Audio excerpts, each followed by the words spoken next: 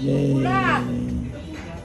Gawa ng aming sa hagdan. Nakakatuwa yung hagdan namin. Gawa na siya. Thank you Kuya Ato.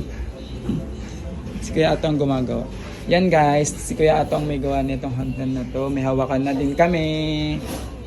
Yan. Nakakatuwa lang at meron ng kinalabasan. Yan. Si Father. Ang cute. Gawa ng aming hagdan. Tapos ganun pa din, napinturahan na to ni Papa. Ano next na pipinturahan mo pa? Tapos gagawin na rin ni Papa to. Nakakatuwa lang yung mga ilaw dito guys. Oh.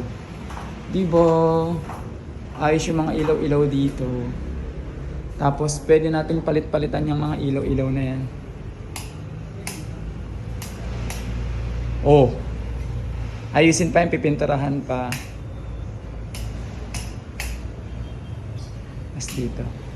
Oh, bongga, oh. Di ba?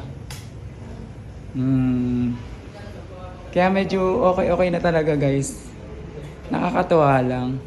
Natuwa ako dun sa hagdanan. Yun lang, guys. Nakakatuwa. Lahat ng hirap talaga, kahit papano, natutupad na aming mga dreams. Yan. Thank you, Lord!